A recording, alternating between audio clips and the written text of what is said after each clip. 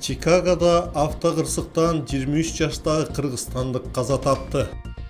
4 америкалыкты сүзүп алган Бекжан Бейшекеевдин соту болду.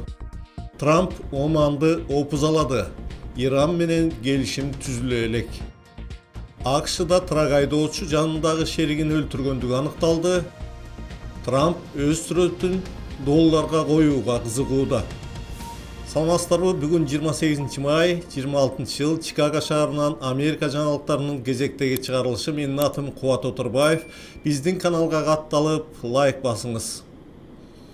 28 майда АКШнын Чикаго шаарында мусулмандардын мүрзөсүндө 23 жаштагы кыргызстандык Абдулла Бакыт уулунун сөөгү жерге берилди.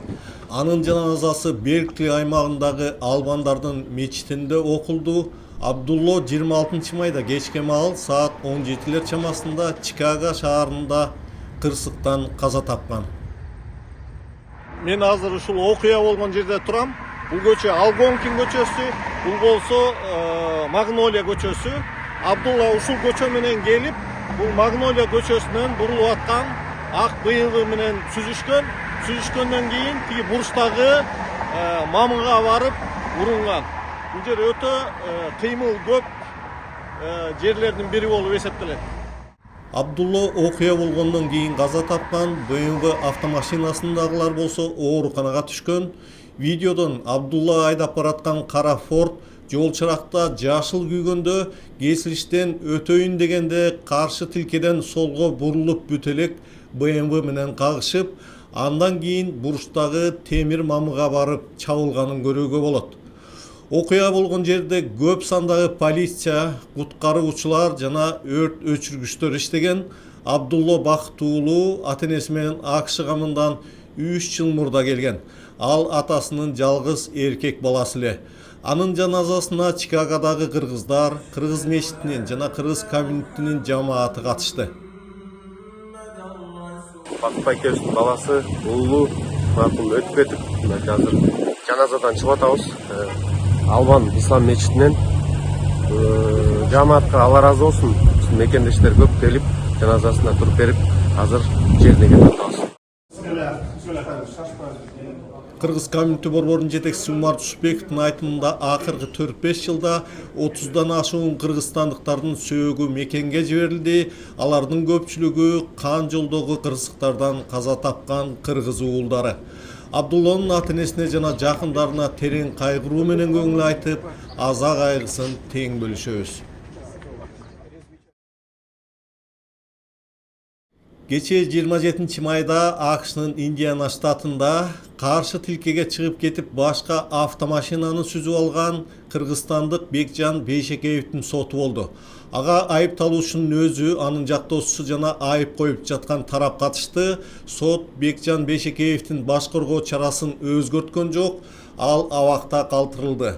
Сот ишинде төргөө аягына чыга электиги белгилүү болду. Андыктан кийинки сот отуруму 25 августка коюлду.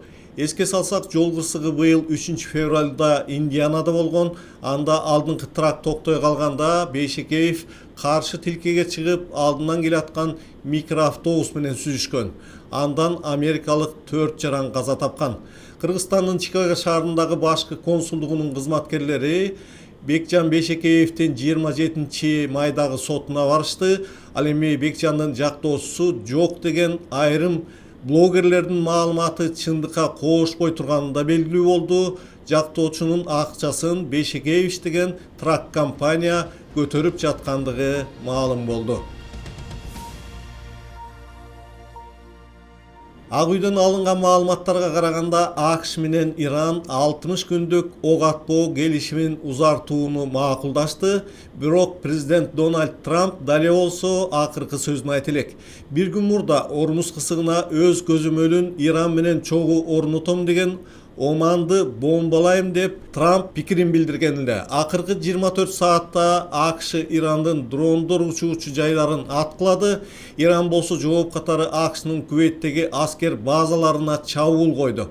Кувейттин бийлиги бул үчүн Иранды сынга алды. Ошол эле маалда Ислам революциясын коргоо корпусу атайын билдирүүсүндө Кошмо Штаттар агрессиясын токтотпой турган болсо, жооп катуу болоорун эскертти.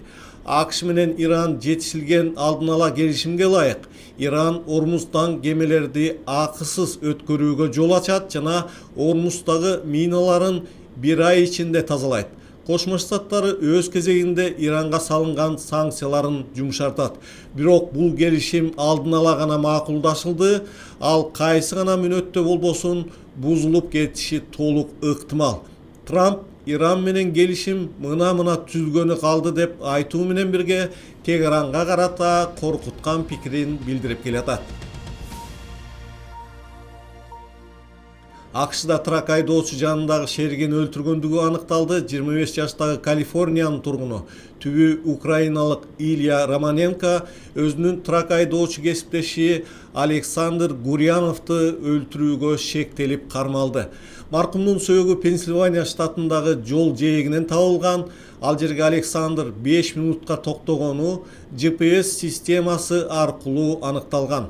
Тергөөнүн маалыматына караганда экөөнүн ортосунда чатак чыгып, кийин трактын ичинен кандын издери табылган. Шектүү окуядан кийин Майамиге учкан, аны учак конгондо полиция кармады. Романенко Александр менен уруша кетип, ага бир нече рет бычак урган. Азыр ал адам өлтүрүүгө жана далилдерди жок кылууга аракеттенген деген беренелер боюнча айыпталып, камакка алынды. Кошмо Штаттарда Дональд Трамптын сүрөтү түшүрүлгөн $250 жаңы купюраны чыгаруу демилгеси кызуу талкуу жаратты.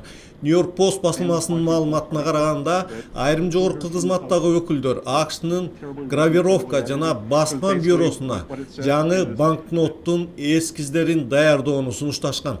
Бирок бул идея мыйзамдык тоскоолдуктарга туш болду. Кошмо Штаттардын 1866 жылы кабыл алынган мыйзамына ылайык тирүү адамдын сүрөтүн расмий акчага жайгаштырууга тыюу салынган.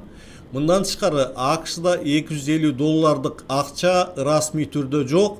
Демилге Вашингтондо чоң саясий талаштарды жаратты. Айрым республикачылар Трамптын фотосун долларга чыгарууну колдосо, демократтар буга караманча каршы чыгууда. Ушул маалымат менен Америка жаңылыктарынын бүгүнкү чыгарылышын жыйынтыктайбыз. Биздин каналга катталып, лайк басып, комментарий жазып туруңуз. Эртеңке чейин сак саламатта туруңуздар.